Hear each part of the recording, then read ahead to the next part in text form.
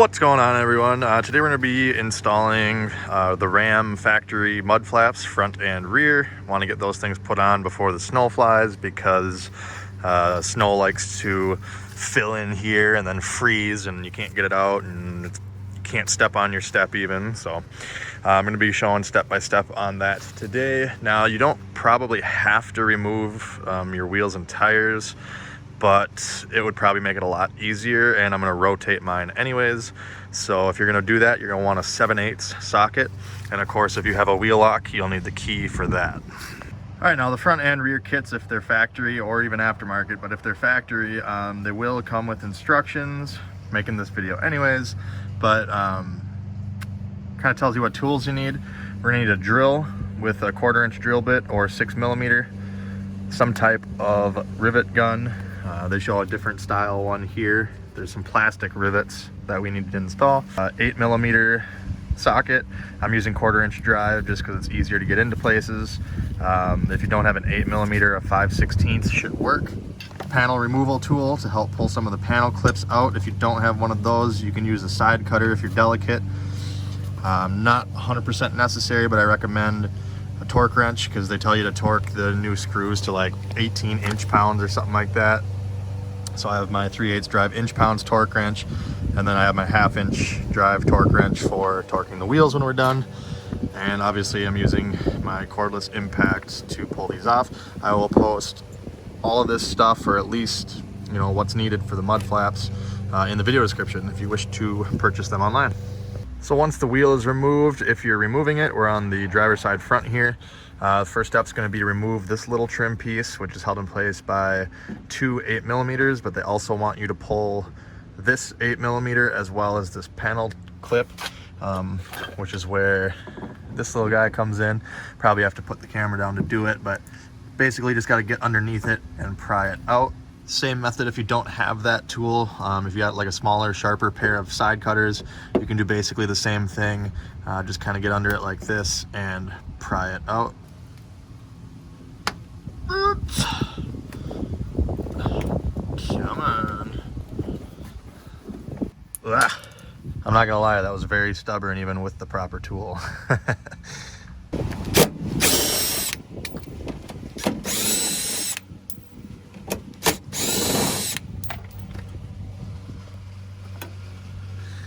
All right, now if it's still stuck, you can see there's two little grooves here. They just hook on there, so once it gets loose from there, you should be able to just pull it towards you and it'll pop off. Now's the time to clean any crap out that's been behind this splash guard before you trap it again with your mud flap. Just gonna use a microfiber here.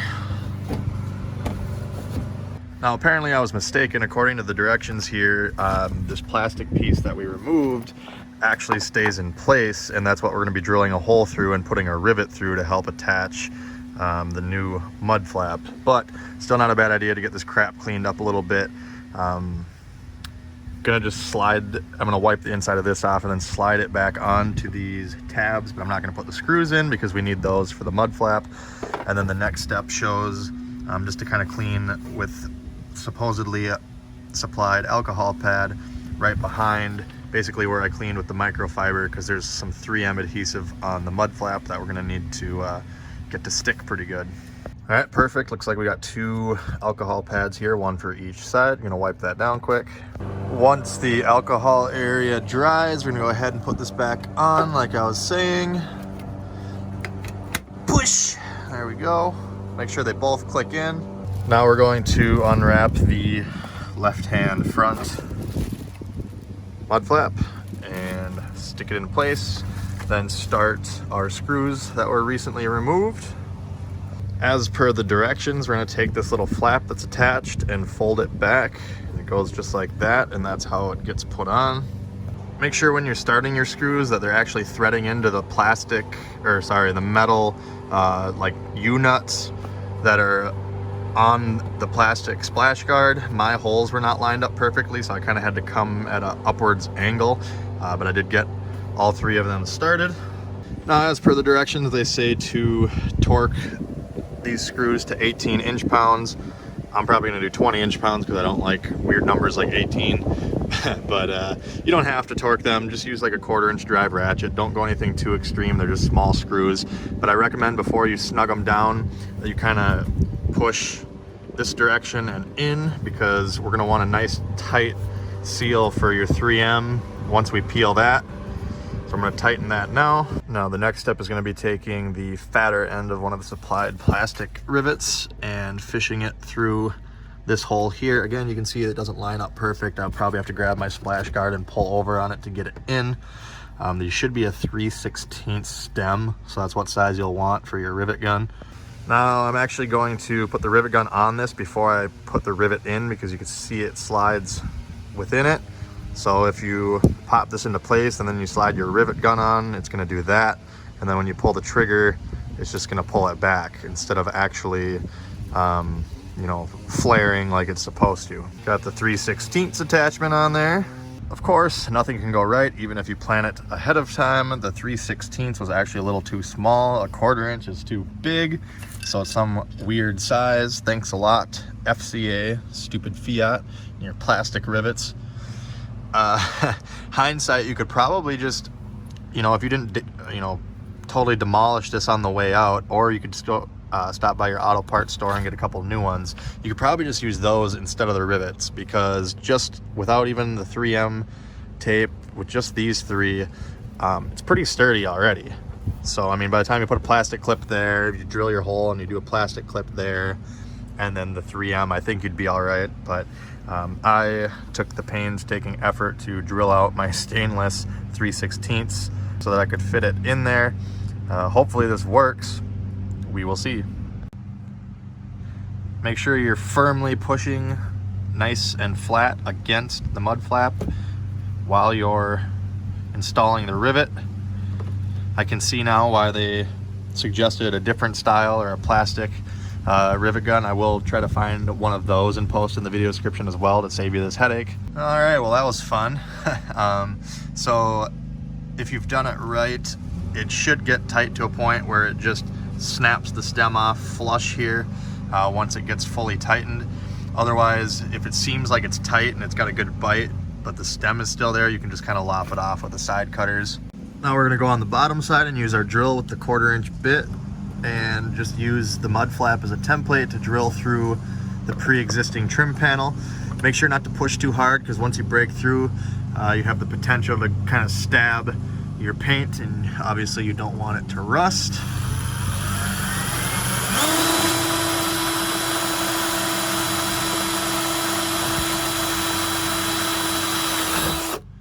Ooh, close one. There we go. Now the last step is kind of just to pull back on the flap while you peel the red cover off the 3M tape, and then they say to hold constant pressure for about a minute, and then we are done with this mud flap. Just using a rag to kind of jam in here so I don't scratch the paint, and so I can use my other hand to film. There we go.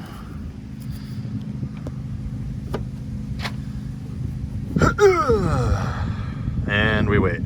There we have it. Now obviously the steps are going to be the same on the passenger side, just kind of mirrored, so I'm not going to show how to do that. I'm going to do that side, and then we're going to move on to the rear. Just real quick, for those wondering, if you're interested in this Duratrack tire, this is the one that was on the steer, this was on the drive, so I'm rotating them. I know it's kind of hard to tell. Obviously this one's worn more flat, as you would expect from a drive axle. This one, I don't have a tread depth gauge with me or anything. I would say it's probably got like 2 or 3 30-seconds more tread on this one.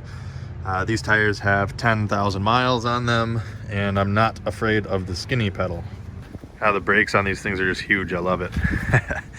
Airbag still holding in strong. If you are interested in these, I do have an install video I'll post in the description as well. So moving on, the rears are basically the same as the front. They're going to have you remove the 3 screws here. Again, I'm going to take, I don't know if this is all one piece. If it is, I might not mess with it, but if this piece just pops off, I'm going to wipe the paint off like we did on the front. Now, just like the front, we're going to use an alcohol pad right here. It seems that they shafted me this time, so I'm going to just use a microfiber and get the dirt off. That's the important thing, is that the 3M has clean paint to adhere to. And then we're gonna take our, oh, that's the right side, left-hand rear as it's marked. And just like the front, you're gonna fold this back and use the 3 screws we removed to mount the new flap. Now, just like with the fronts, before you fully tighten these, I recommend pushing kind of back and in. As you can see, there is some play here. We want to get rid of that, so this is nice and tight. Push, tighten these down to 18 inch-pounds, or, you know, with your ratchet, whatever you got. Just don't over tighten them. And again, make sure that they thread into the little metal clips. Once you have the 3 screws tightened, once again, come down and make sure everything's lined up here, and use your 1/4 inch drill again to drill through here. And you know what to do now. Plastic rivet time. If you're really in a pinch and don't have the tool for this, it's not easy, of course, but I found that you can use like a vice grip, obviously loosely on this stem, but then it'll push against the head here, and then clamp another one on the stem, and you can kind of pull like that. It just has to get to the point where the threaded part of the inner stem will click into where the head is here on the inside. There's also threads that match that.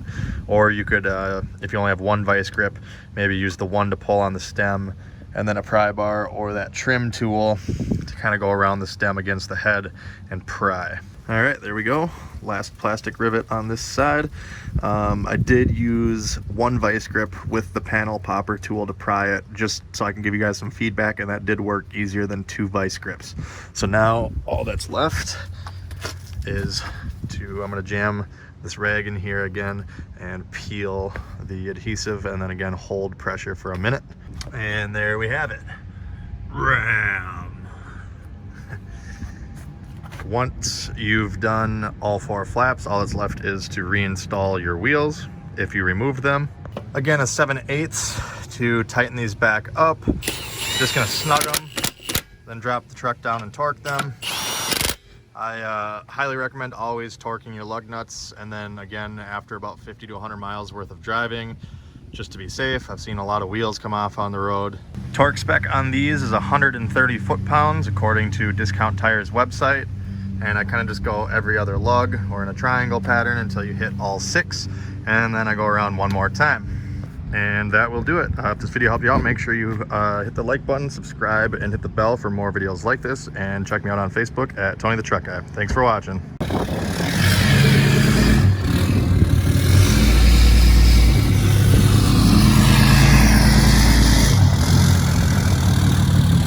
Earth turning torque.